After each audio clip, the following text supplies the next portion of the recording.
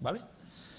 Muy bien, pues seguimos con la tercera sesión, que sería la liberación vivida, es decir, la experiencia. Hemos visto antes parte de la teoría, pero decíamos que ahora habría que ver cómo se hace la bisagra esa, ¿no? De estar en ese proceso descendente que nos lleva a la herida abierta y profunda, a girar y seguir en una dinámica diferente. ¿Esto está en condiciones? Pues le estoy dando y no cambia. Ahora.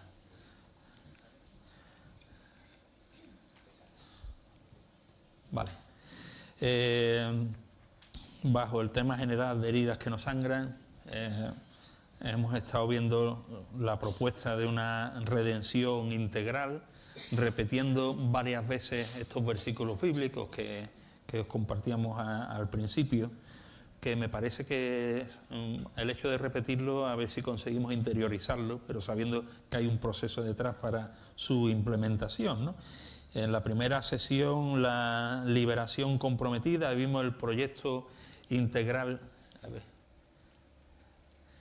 el proyecto integral de la redención completa de Dios, como las buenas nuevas es el mensaje de liberación plena, que nos redime de la pena del pecado, de la consecuencia del pecado, de la condenación del pecado, en una redención que es visible e inmediata, automática, pero por otra parte está la restauración del daño del pecado, que es una liberación más oculta y que no es tanto un evento sino un proceso, ¿vale? Que nadie piense que lo que vamos a estar viendo es una varita mágica que te toca y te cura de todos los males, sino que estamos hablando de un proceso vital que David Solá, con el que tuve la dicha de estar 10 años o 12, él decía: somos como una cebolla, quitan la capa de fuera y ahora ¿qué hay?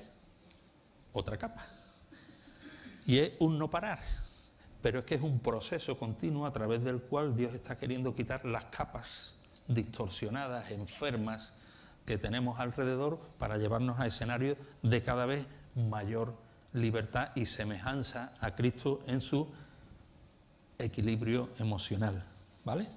Así que a esto vimos que el enemigo responde con violencia brutal, como el león rugiente, a través de la dimensión espiritual de la batalla, focalizando en el campo de batalla nuestra mente, intentando a través de la estrategia de la mentira insertarnos a fuego mentiras que nos destrocen, ¿vale?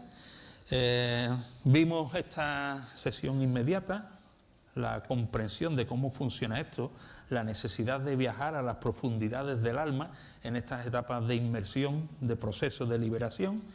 Yo creo que ya entendemos el marco este.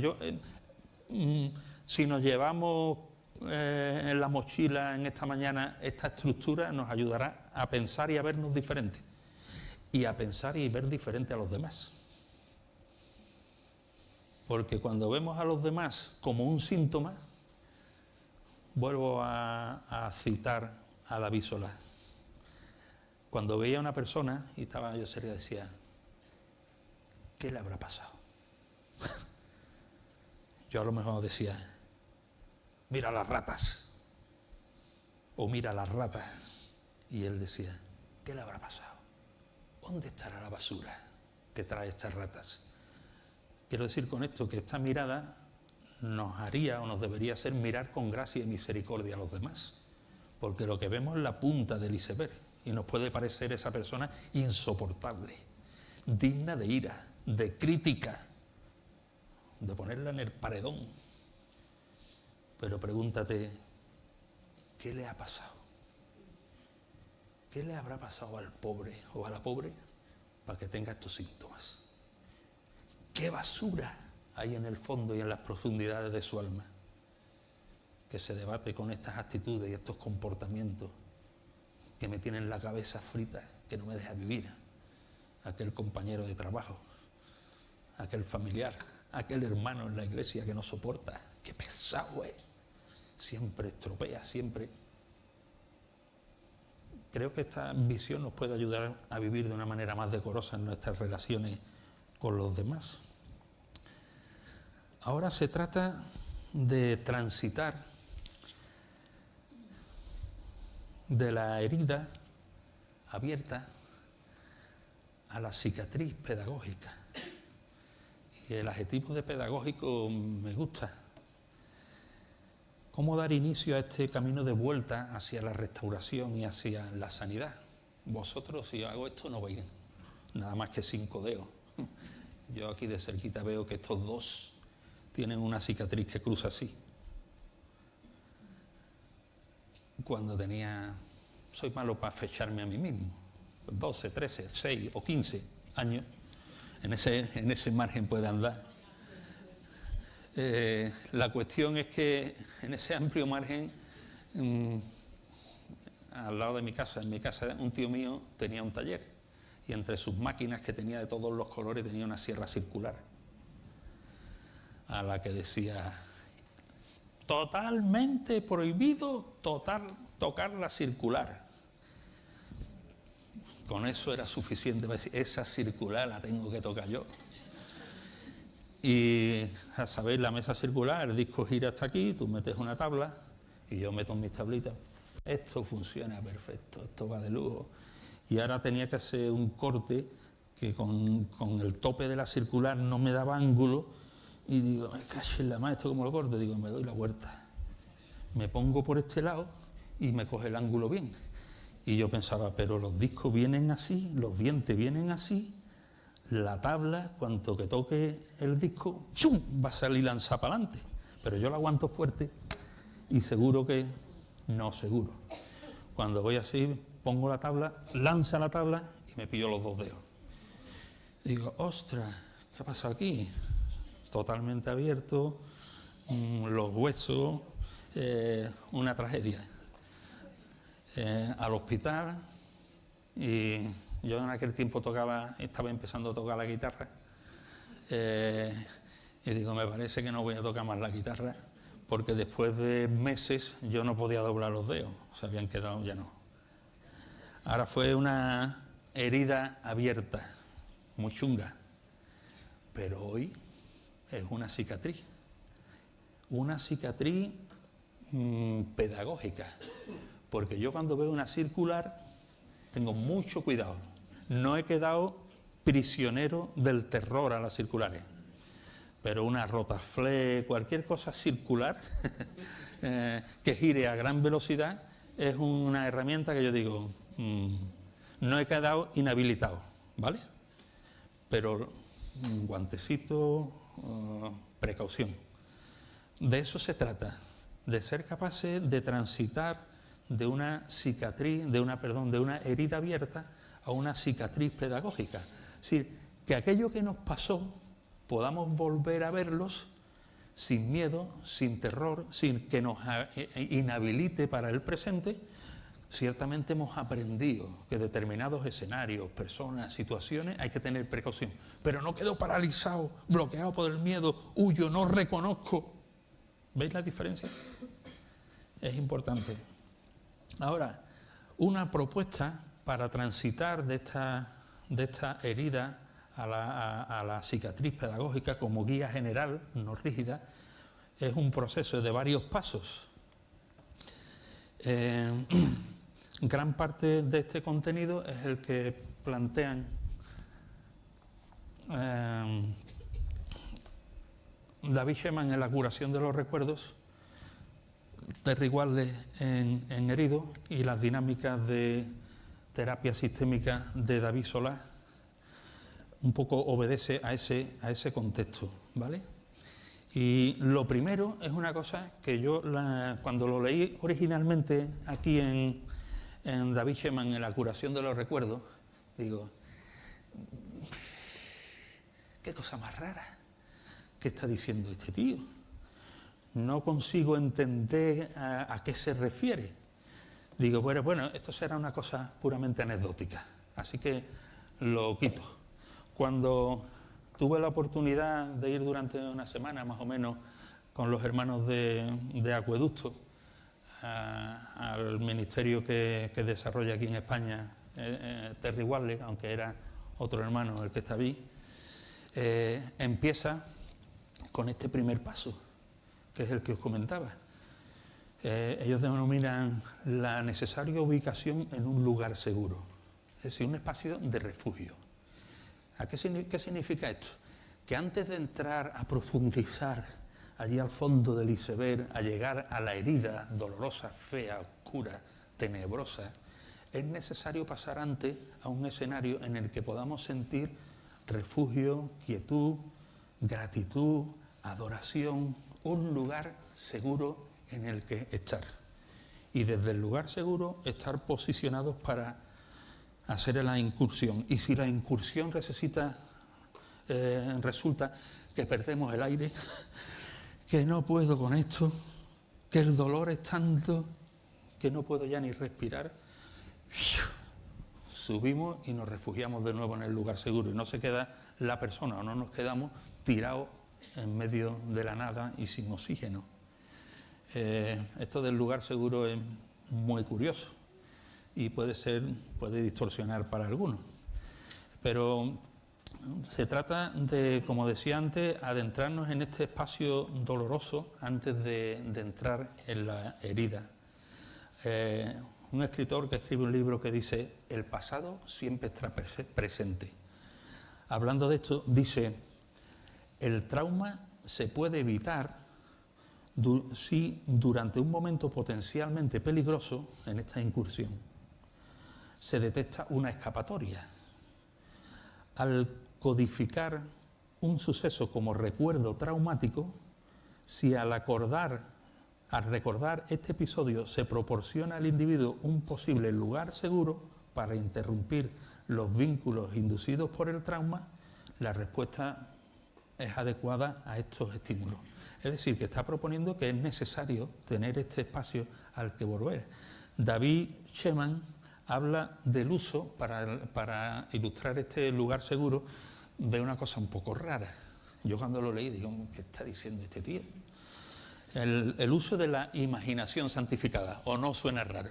Imaginación santificada. Hemos visto muchas cosas santificadas, hasta un vaso de agua santificado. Pero este hombre hablaba de la imaginación santificada para recrear en nuestro interior un lugar seguro.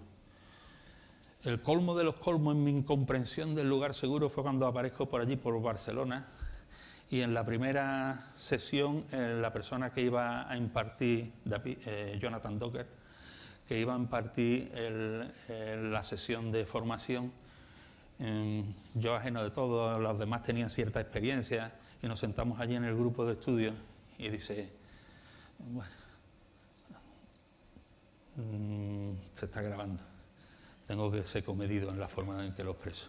Él dice, comparte que esa mañana había hecho un ejercicio de lugar seguro y en ese lugar seguro la presencia del Señor se le manifiesta bailando una canción de no sé quién, porque él entró allí aquí no coge ángulo, ¿no? Él entró en el sitio donde empezó el lugar seguro y venía al Señor y digo: yo me voy a mi casa, pero tengo el vuelo dentro de no sé cuántos días, me voy a tener que quedar aquí.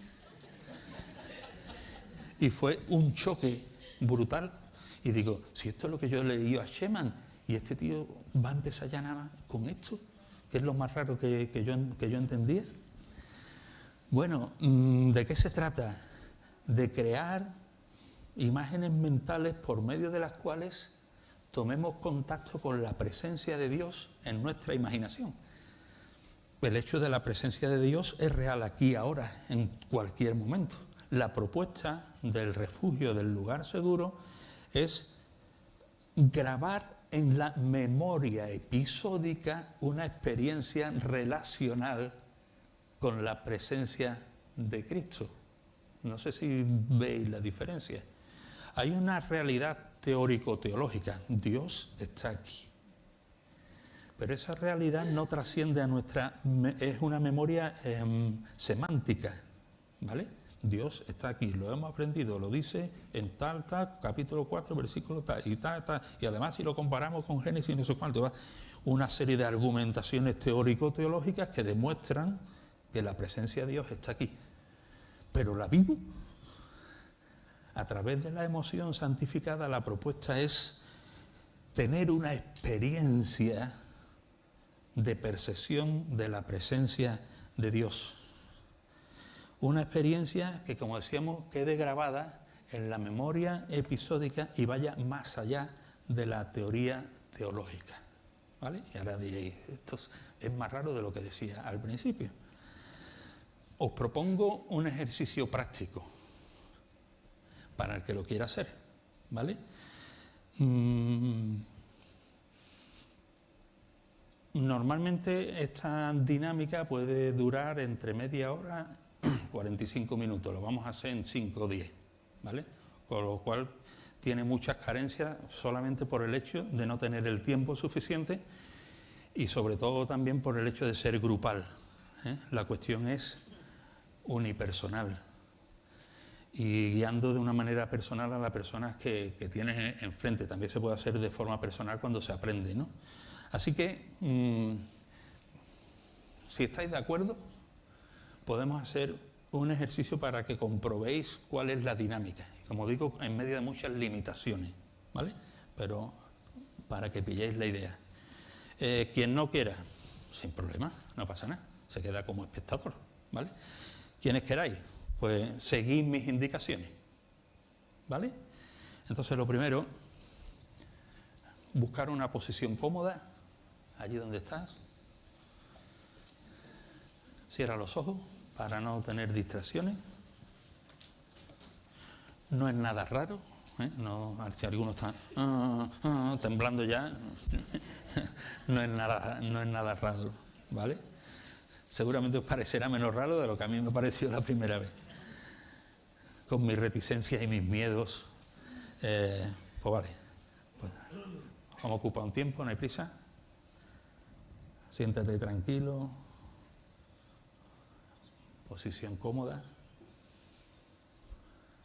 Hay ciertas tensiones lógicas del espacio, del momento, pero inspira hondo varias veces, respirando de forma tranquila y pausada. Toma conciencia de cómo tus pulmones se llenan con la inspiración, cómo el aire al expirar es más caliente. Esto es para tomar conciencia de uno mismo, que muchas veces no tenemos conciencia con tanto ruido y velocidad.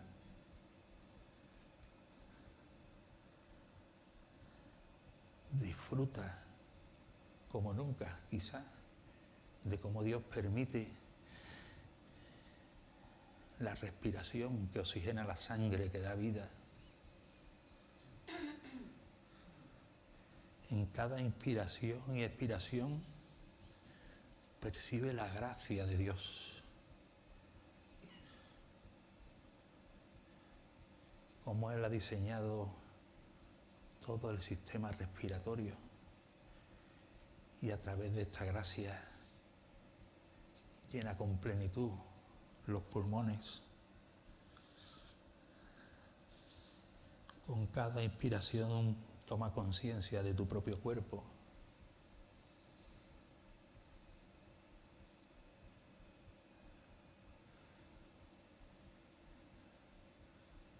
Del peso de los párpados al cerrar.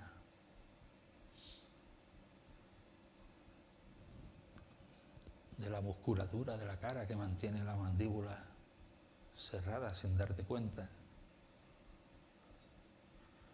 Cómo el cuello tan fino mantiene el equilibrio de tu cabeza. En ese silencio percibe la gracia de Dios y exprésalo desde tu corazón. Gracias. Toma conciencia del peso de los hombros a la vez de su fortaleza. Cómo el pecho se expande con cada inspiración.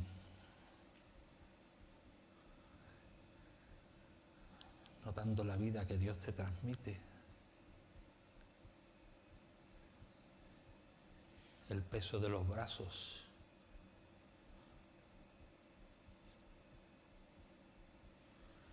cómo tu espalda se apoya en la silla y da descanso, el peso y fortaleza de las piernas, cómo los pies se asientan en el suelo, cómo todo eso es gracia de Dios que te permite tener esos sentimientos. Puedes en tu interior susurrar palabras de alabanza, de acción de gracias, gratitud, sentir plena paz. Y ahora en tu corazón invitar al Espíritu Santo a que santifique tu imaginación.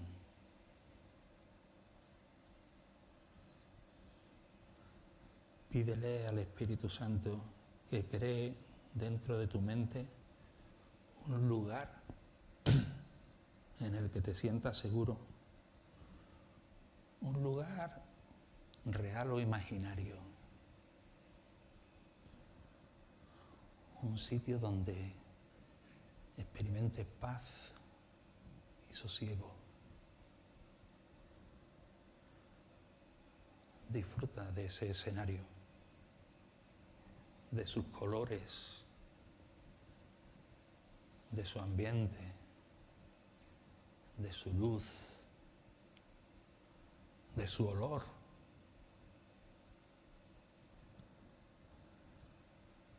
Permítete experimentar ahí paz,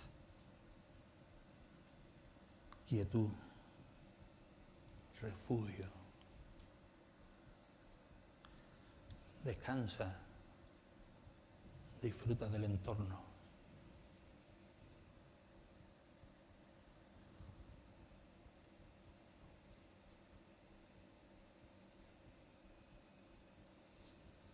Ahora en ese escenario, invita al Señor a que se haga presente en la forma, figura o representación que sea pertinente para ti. Él en su escritura se autodefine como la luz, como el agua, como el pan de vida, como el pastor. Independientemente del interlocutor, se comunica en una imagen. Así en tu particular refugio, en tu particular lugar seguro, pídele que se haga presente. Forma humana, forma animal, forma de objeto.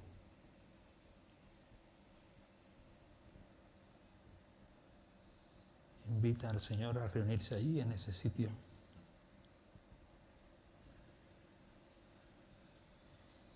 Y ahí fíjate en la calidez de su amor.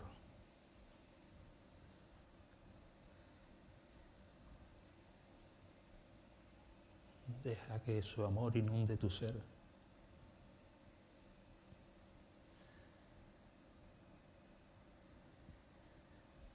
Mira cómo te mira.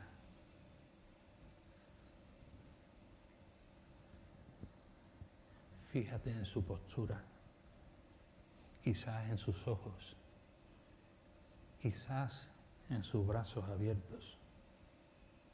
Ve cómo se acerca o cómo tú te acercas.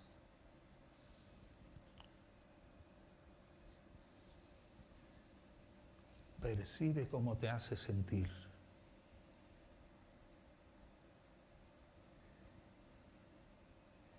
Percibe qué piensa de ti.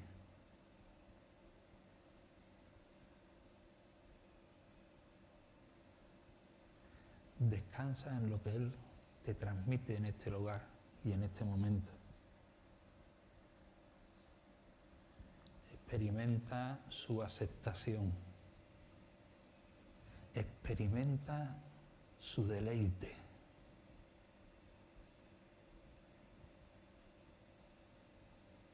Siente, disfruta su presencia real. No es imaginación, es presencia, es real.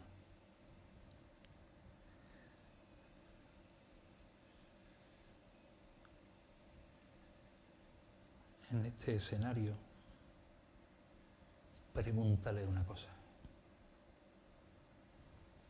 ¿Qué herida se interpone en mi viaje hacia la libertad?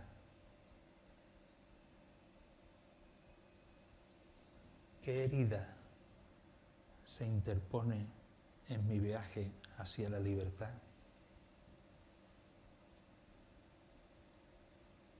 ¿Qué escenario me aterra?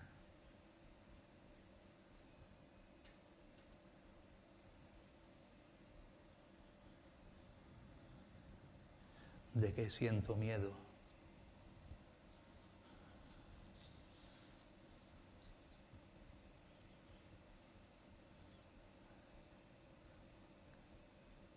El Espíritu Santo y el Espíritu de verdad te conoce. Conoce las heridas más profundas. Quiere traer restauración. Y te pregunta, ¿cuál es la herida que se interpone en mi viaje hacia la vida abundante?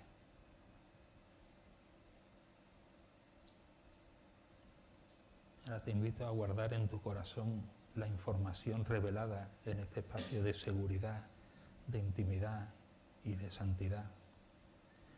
Guarda en tu corazón esta herida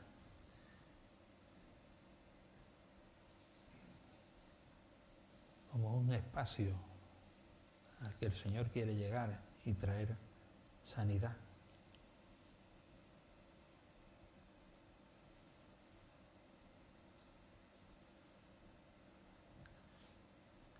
Ahora vamos a concluir el ejercicio y simplemente dedica unos instantes a dar gracias por lo que el Señor ha traído como revelación a tu corazón.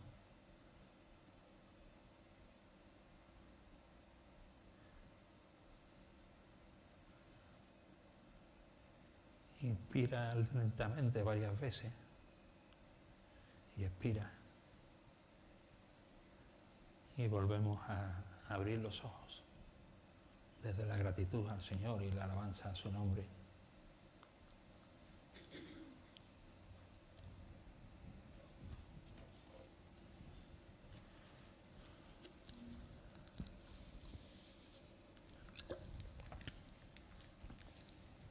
Con ciertas limitaciones, como decía antes, esta es la dinámica del refugio, del lugar seguro.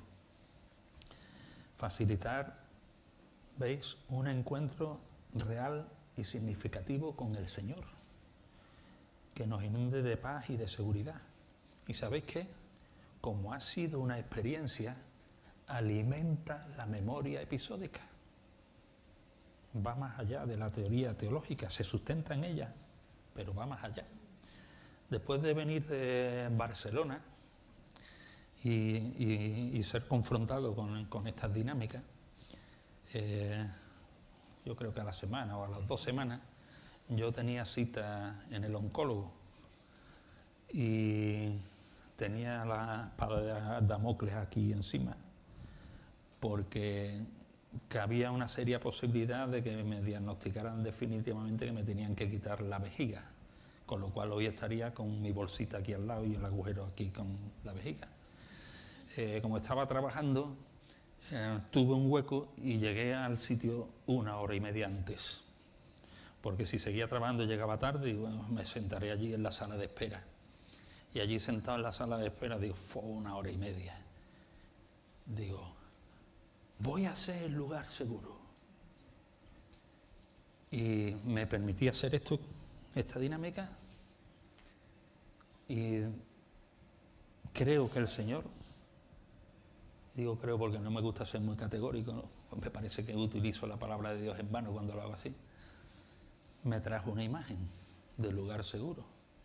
Yo estaba en una barca, en medio de una tempestad que caía el agua por todos lados, pero la barca no se movía ni yo me mojaba. Y yo decía, ¿qué cosa más rara es esto? Y yo allí en la sala de espera con los ojos cerrados y un montón de gente por allí, yo estaba ahí, es lo mío. Y cuando me digo, ¿cuál es la presencia de Jesús aquí? Sorpresa. Es la barca.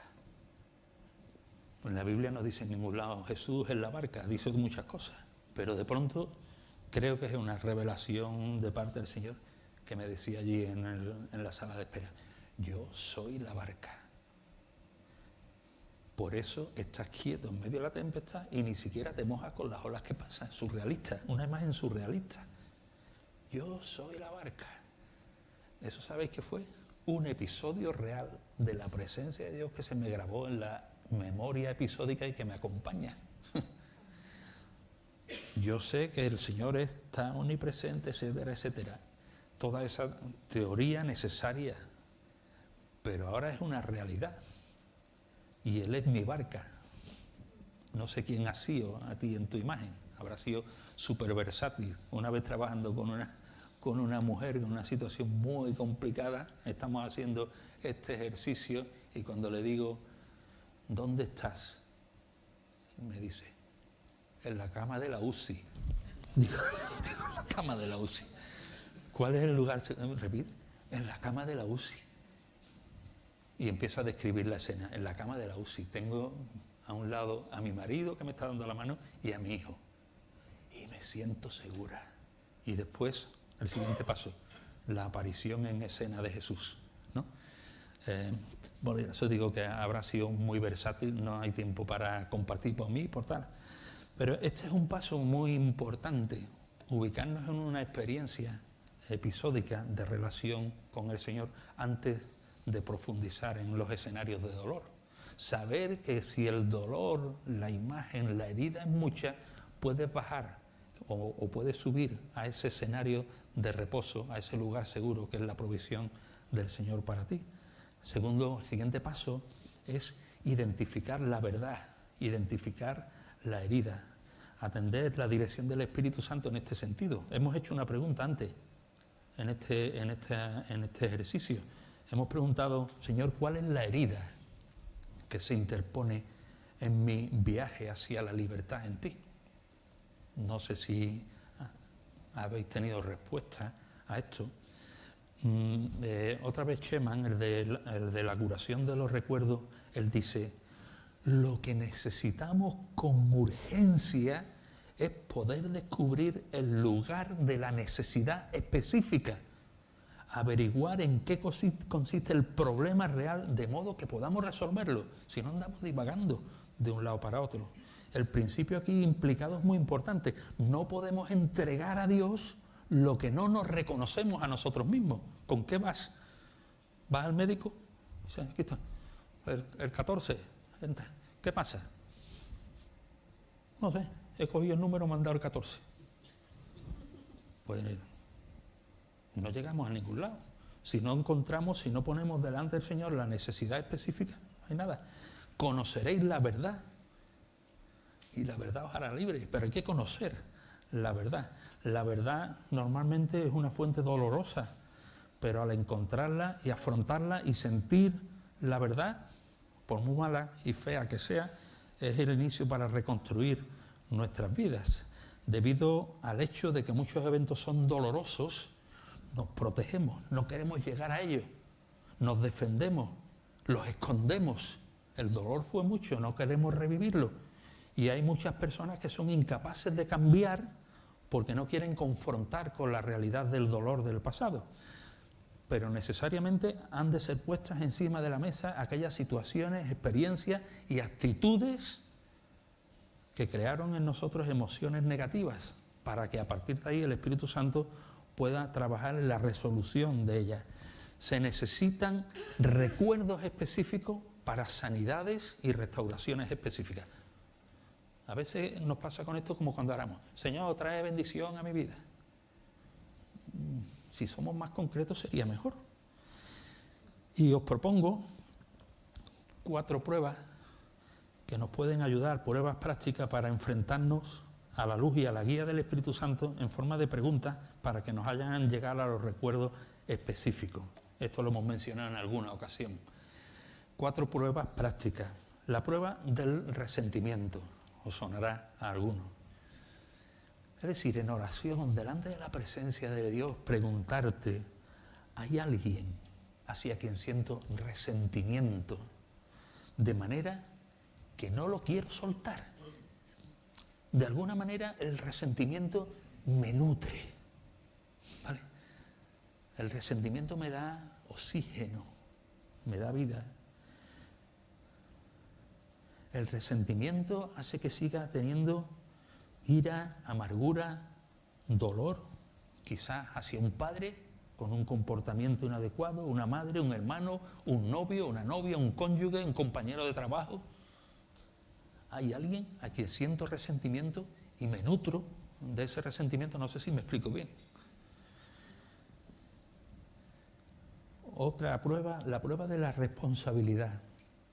¿Atribuyes a otro la responsabilidad de tus males y tus problemas? Es decir, mi vida sería mejor si... Otra vez, padre, madre, accidente, compañero de trabajo. Mi vida sería mejor si... Esto es atribuir responsabilidades hacia los demás. Pero es que podemos llegar, si somos sinceros y honestos con nosotros mismos, a decir: mi vida sería mejor si Dios... Punto suspensivo.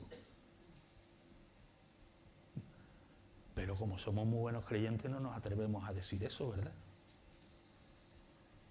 Pero quizás gran parte de nuestros problemas es que no nos atrevemos a decir eso a la cara a Dios y está esperándolo. La prueba del recuerdo y la reacción. ¿Te das cuenta de si reaccionas contra una persona porque te recuerda a otra? Sin un motivo objetivo, sin un dato objetivo, alguien nos produce rechazo.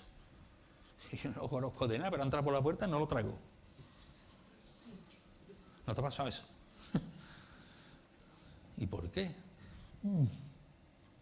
Tal vez me recuerda a alguien.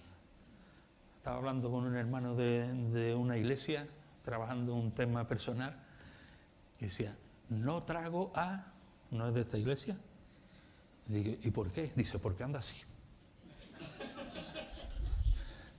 Era un militar jubilado. Dice: anda como mi padre, que me daba con la vara. Ven para acá. ¡Fu! Es la idea. La prueba del recuerdo y la reacción. Y una quizás que resume todo, que para mí es devastadora. Esta la utilizaba David Solá. Responderla es muy duro. Si pudiera, ¿qué persona o acontecimiento preferiría que no hubieran formado parte de la historia de tu vida? Es muy duro, porque puedes encontrar cosas que no son muy bonitas. Y sí, hubiera preferido no tener al padre que tuve.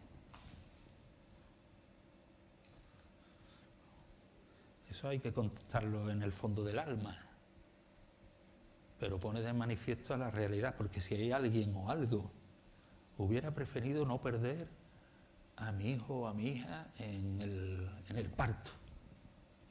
Hubiera preferido 80.000 cosas. Estas cuestiones tienen como objetivo pasar de una molestia general y existencial a un recuerdo específico con el que trabajar. doctor, ¿qué te pasa? Me siento mal. ¿Y?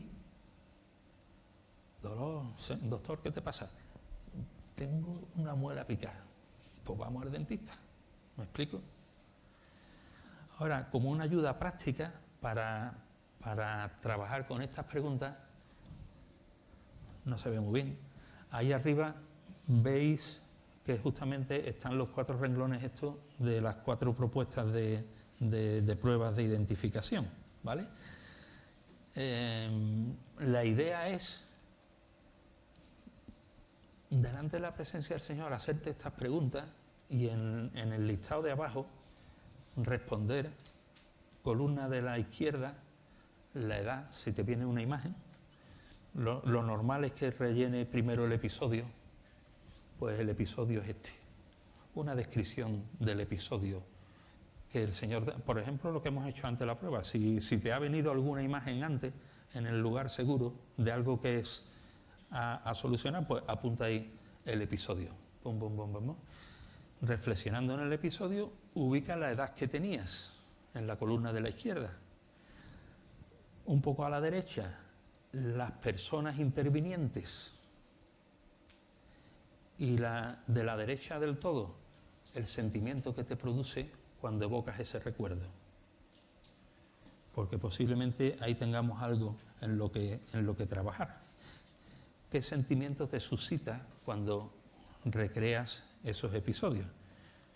Y no tengo en la columna, pero normalmente pues a la izquierda del todo, al lado de la edad, este papelito lo trabaja alguna gente y alguno puede decir, no encuentro nada, pero alguna vez viene alguna persona y viene 5 folios de episodios.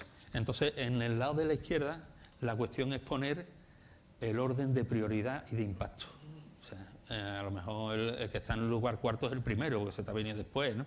Cuando lo tienes todo en esa visión de conjunto, dice, pues el que más conecto es el que está en quinto lugar, le pongo un número 1. Son las capas de la cebolla, ¿vale? Y decir, bueno, pues aquí tengo trabajo para una temporadita, pero voy a empezar por aquí. Ahora, también funciona al contrario. Tienes un sentimiento y apuntas el sentimiento y te permite sentir cuándo he sentido yo ante esto de forma primigenia, y te descubres que es cuando tenía 3 años en la guardería. Y entonces ahora rellenas el episodio de lo que ocurrió, ¿vale? Eso sería otra cuestión. Otra herramienta interesante es esto. ¿Qué es lo que es esto? Es un genograma, ¿vale?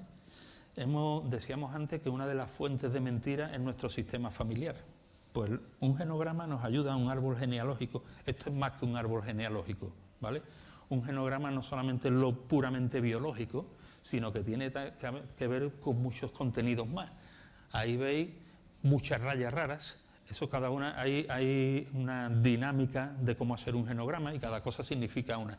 Por ejemplo, no sé si veis ahí abajo el 33 y el 29, abajo, un cuadradito a la izquierda, los cuadrados son hombres. No sé por qué, cabeza cuadrada, no lo sé, pero los cuadrados identifican a hombres y los redondos a las mujeres. Ahí hay un 33 y un 29 que se unen con esta banda. Esto significa que están casados, ¿vale? Y esto de aquí, las cosas no funcionan. Es una relación disfuncional que no va, ¿vale? Este chaval tiene TDAH, tiene 10 años, se lleva mal con el padre y tiene una fusión con la madre. 3 rayas así, es que más allá de lo normal está fusionado con la madre. Vive por la madre, respira por la madre o al contrario, la madre por él, ¿vale?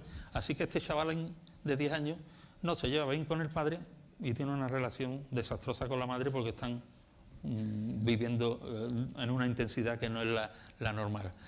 Este con su padre malamente, esta con su madre malamente, se casó, se divorció, esto es divorcio, y ahora no están casados, esta línea de puntos es que no están casados, están rejuntados.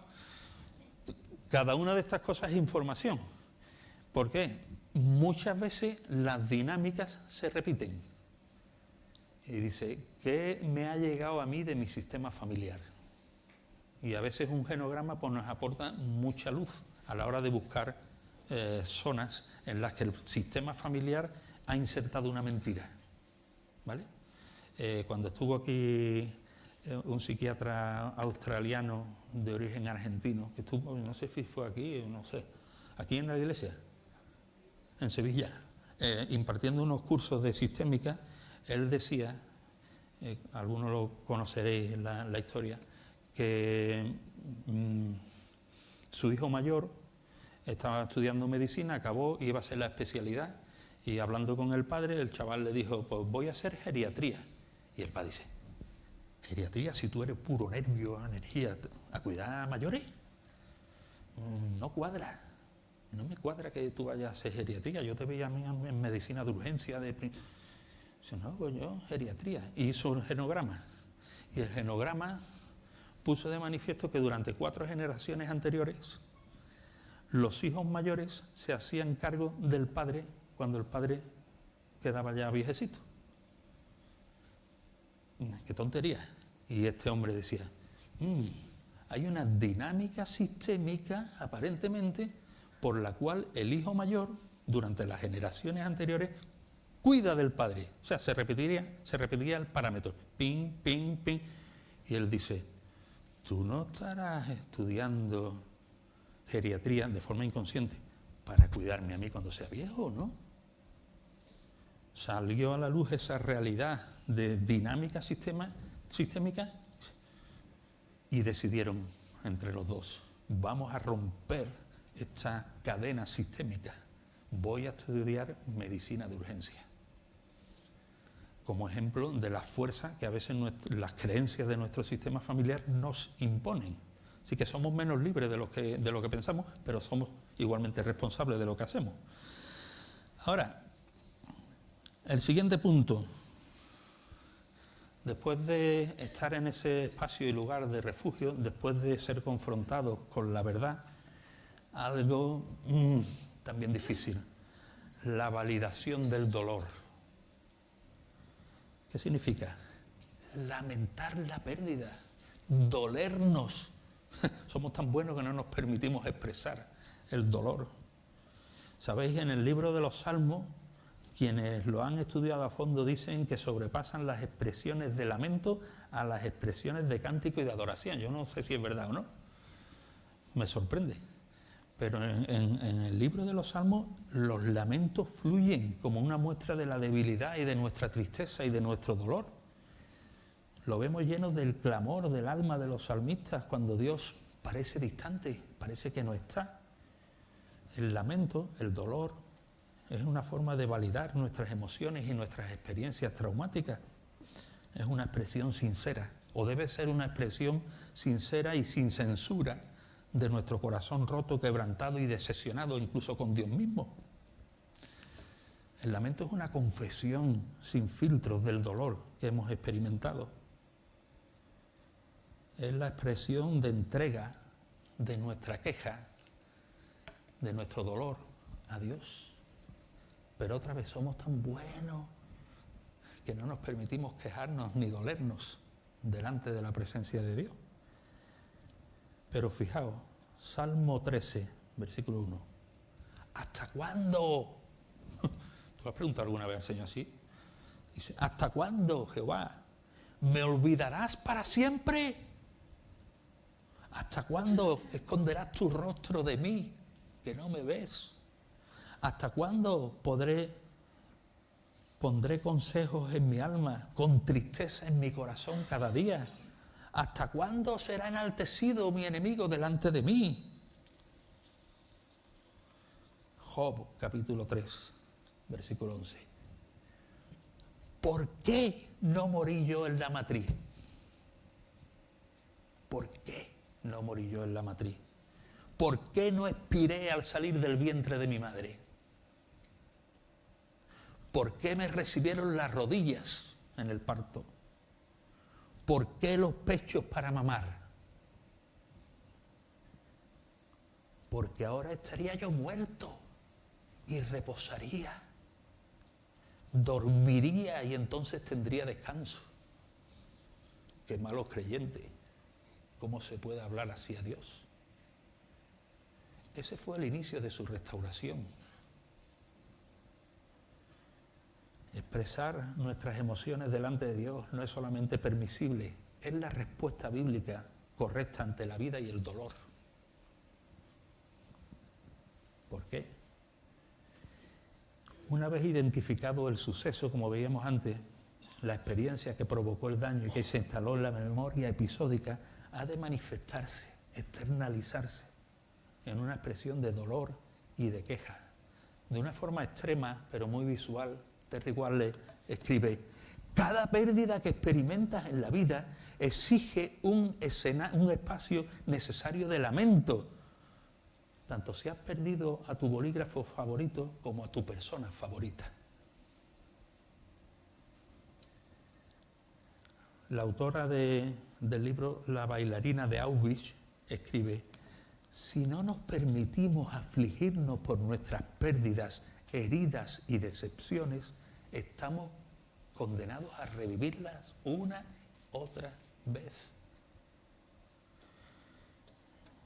Y el psicólogo Stephen Porges, que escribe un libro acerca de se llama Teoría Polivagal, que tiene que ver con cómo nuestro sistema nervioso regula las emociones, escribe: nuestra cabeza trata de dejar atrás el trauma huyendo de él y evitándolo. Nuestra cabeza. Pero nuestro cuerpo nos mantiene atrapados en el pasado con una serie de emociones, sensaciones y afectos que no tienen palabras que lo describan, pero que han de ser externalizados. Así que cuando no tiene lugar un auténtico lamento, la persona actúa y reacciona, ¿cómo? De manera disfuncional. Negación, traición, agresividad, huida, culpa, cuando no somos capaces de expresarlo. Y es importante porque el lamento es el paso previo al auténtico perdón. Creo que Jacqueline, que en su libro acerca del perdón dice: los creyentes perdonamos demasiado pronto. Dice, hombre, ¿cómo? Hay que ser espiritual y perdonar. Él dice: los creyentes perdonamos demasiado pronto, de una manera racional, y eso no llega a sanar las heridas. En la comunidad cristiana hemos fracasado al incorporar el reconocimiento de nuestro dolor como una expresión o como una necesidad antes de recibir el perdón. Jesús, antes de perdonar en el Gólgota, se lamentó en Getsemaní. ¿No lo has visto? Antes de decir perdónalos porque no saben lo que hace, decía: Abba, Padre, todas las cosas son posibles para ti. Si es posible, evita esta copa. ¿Eso qué es? Eso es el resumen en un microversículo de una noche de angustia y de lamento del Dios hecho hombre ante la presencia del Padre, doliéndose. Y ese dolor le capacitó a impartir perdón a los que después le llevarían a la cruz. Y para esto es útil, casi necesario, escribir, que nos permitamos escribir un salmo de lamentación. ¿Lo has hecho alguna vez? Os voy a leer un salmo de lamentación real de una chica que escribe: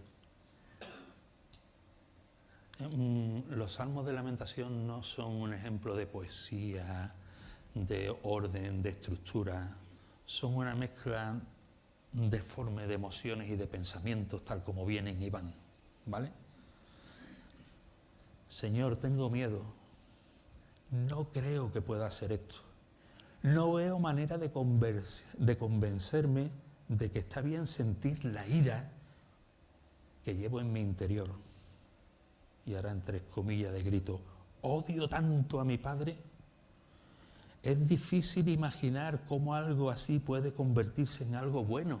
Lo que estamos diciendo, ve a la herida para buscar sanidad y no lo entiendo. Me pone enferma, no puedo respirar, siento demasiada ansiedad, me da la sensación de que no podré sobrevivir a esto. Señor, ¿podrías quitarme estos sentimientos? No puedo con ellos, con mi ira, con mi miedo, con mi ansiedad, con mi tristeza. Por favor, Dios, por favor, te ruego que me ayudes.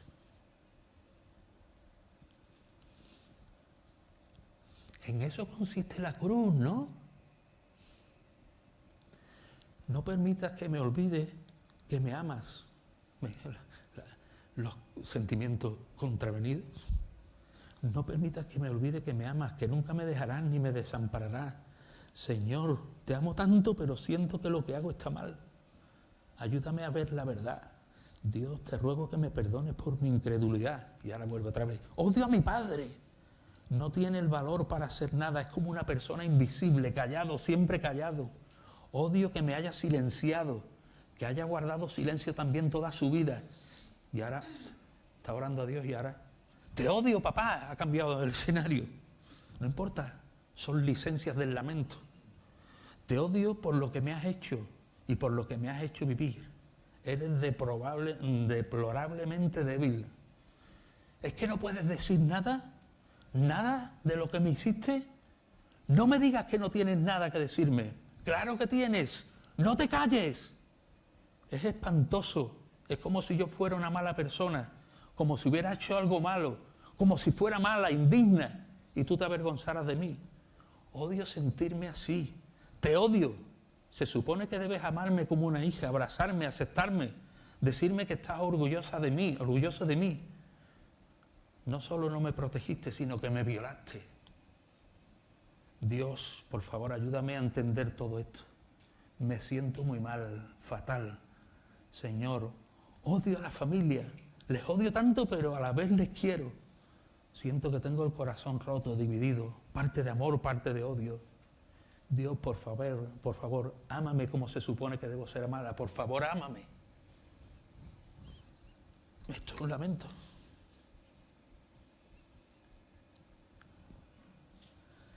Es necesario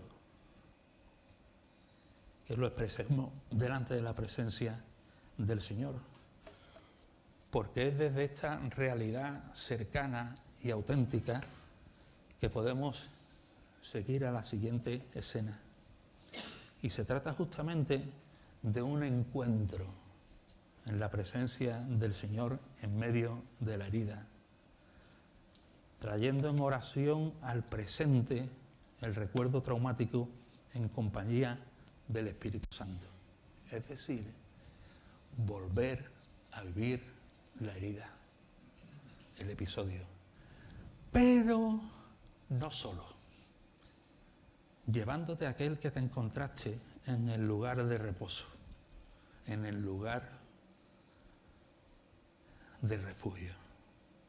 No sé quién fue para ti, cómo se manifestó Jesús, pero puede, y la idea es ir ahora a ese escenario de dolor en la compañía.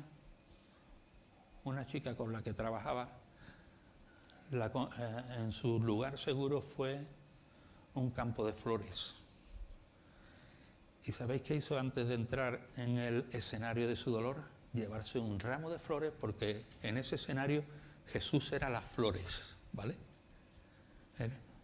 Jesús son las flores que me trae paz y sosiego. Y antes de bajar a su herida, tomó un ramo de flores y ya no iba sola.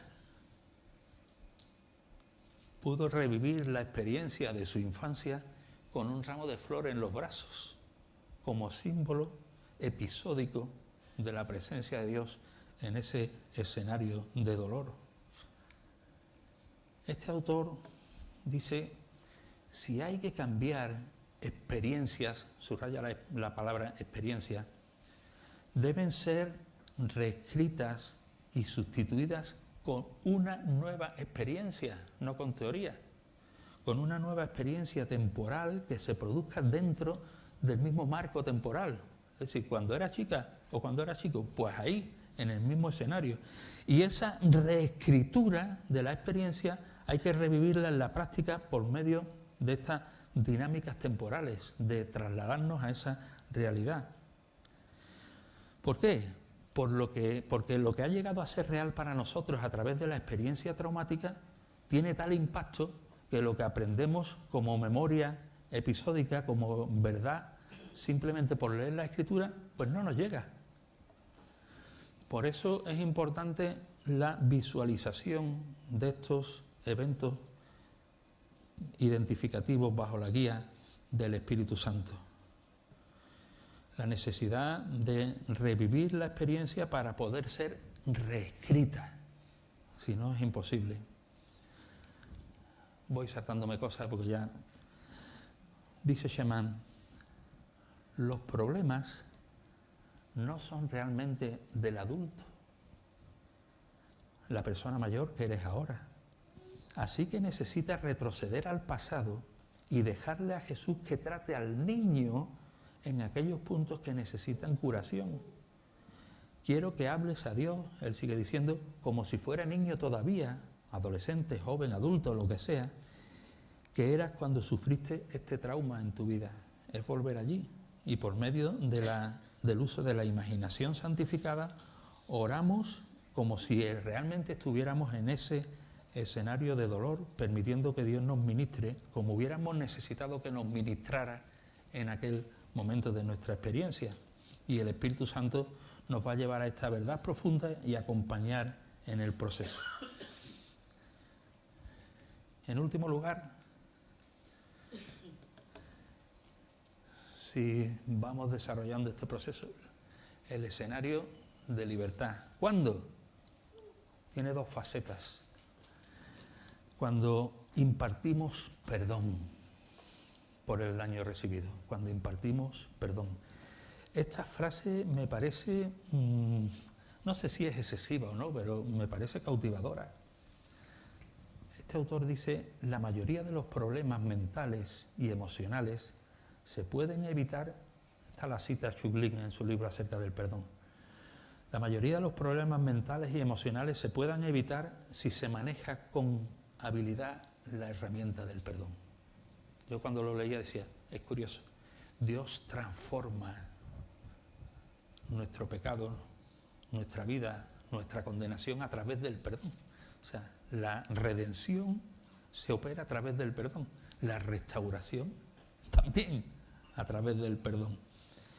Ahora, el no entender en qué consiste el perdón es uno de los obstáculos más importantes para lograr escenarios de sanidad de los recuerdos nocivos y permanecer en dinámicas de venganza, resentimiento y amargura.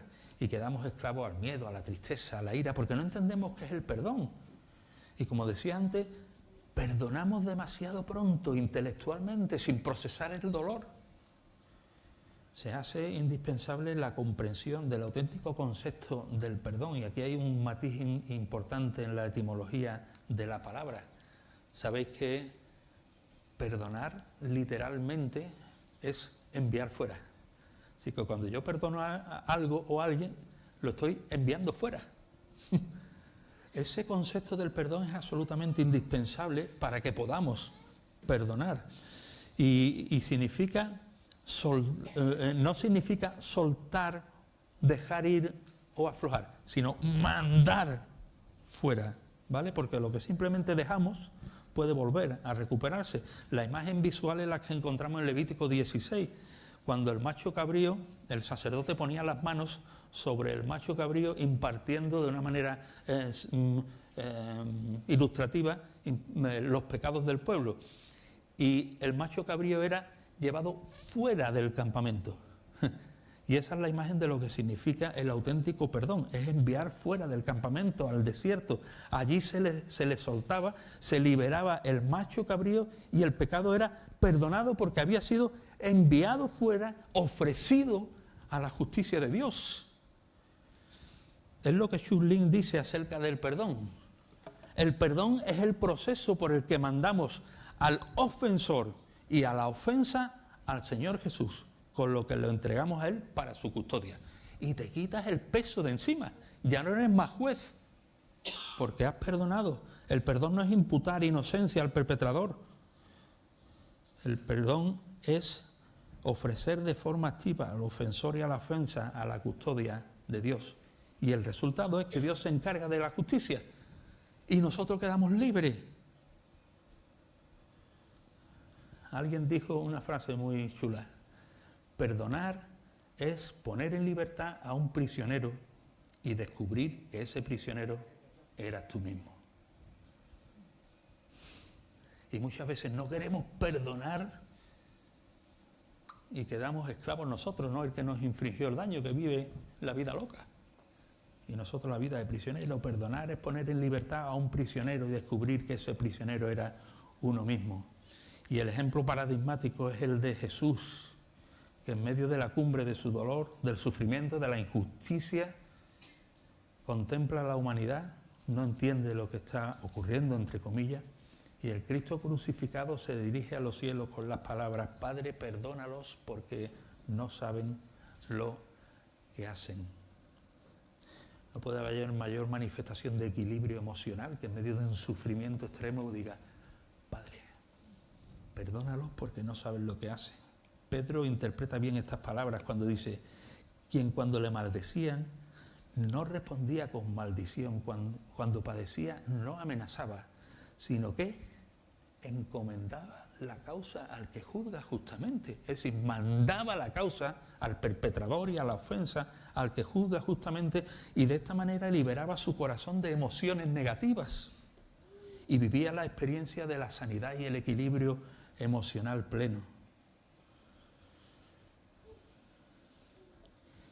En segundo lugar, no solamente perdonar, sino pedir perdón, y esto es durísimo. Pedir perdón por el daño que yo o tú hemos hecho, porque las heridas grabadas en nuestra memoria episódica mal gestionada, ¿sabe qué hicieron? Nos convirtieron de víctimas en perpetradores, de víctimas en victimarios. Y esto casi se puede decir, esto es sí y amén. Esto es sí, amén. Nos hicieron creer mentiras que nos llevaron a diferentes emociones descontroladas que generaron conductas disfuncionales a través de las cuales hicimos daño a los demás. Es decir, fuimos víctimas que hicimos víctimas. El filósofo cristiano Plantinga dice: nadie es más peligroso que una víctima. Nadie es más peligroso que una víctima. Así que hemos de solicitar el perdón a aquellos que hemos hecho daño en nuestro camino. Y lógicamente pedir perdón también a Dios por los actos pecaminosos que hemos cometido y de lo que no teníamos plena conciencia hasta entonces. Y terminando rápido pidiendo disculpas por el atraso, la necesidad de evitar un grave error, y es asumir mentalidad de víctima, justificarnos. Es que cuando yo era chico no puedo hacer otra cosa. Justificarnos bajo el determinismo de nuestras heridas, como me hicieron esto. La mentalidad de víctima dice: yo no tuve la culpa de lo que pasó, pero hemos de asumir la responsabilidad de qué hacemos con lo que nos pasó. Tienes la responsabilidad de no convertirte en aquello que te hizo daño. Con esto he dejado un par de hojas por medio, ¿vale? Con esto estaríamos transitando de la herida a la cicatriz pedagógica. Una cicatriz que nos permite ahora ascender. Esto solamente a modo de titulares, ¿vale? Porque con esto que hemos hecho no se ha quedado solventado la cuestión. Con esto que hemos hecho quedamos posicionados en una posición que nos permite ascender ahora hacia la superficie. ¿Cómo? Ahora, con una cicatriz pedagógica, la mentira puede ser convertida en una verdad. O sea, la mentira que antes nos esclavizaba, ahora, a través de la sanidad de la herida pedagógica, puede permearnos la verdad de la revelación de Dios. Y cuando empezamos a ser sustentados en la verdad de la revelación de Dios, ¿qué ocurre? que el trastorno emocional o las emociones disfuncionales se convierten en una emoción equilibrada. Milagro. Y digo milagro con pleno conocimiento de la palabra milagro. Un milagro. Y otro milagro es que una vez que tenemos emociones equilibradas, porque estamos sustentados en la verdad que nace de la cicatriz pedagógica, tenemos conductas adecuadas, conductas santificadas, que en última instancia cambian las circunstancias de nuestra vida. Así que hay esperanza. Hay esperanza en la provisión plena de Cristo que trae libertad y redención integral. Un proceso de redención, y dejamos ahí los versículos que hemos estado comentando hasta ahora. Y que el Señor nos guíe a cada uno hacia un escenario de mayor libertad en esta dinámica de redención integral. Cada uno de los pasos de ascenso tiene su contenido, como pasar de la mentira a la verdad. Hay un libro muy interesante, Dígase la verdad. Dígase, que se diga uno a sí mismo la verdad. Y desde ahí, una vez que estamos sustentados en la verdad, se produce la generación, como decía, de equilibrio emocional que nutre conductas adecuadas, que nos lleva a vivir vidas de mayor escenario de libertad. Así que el Señor nos ayude. Disculpa el retraso. Ahora sería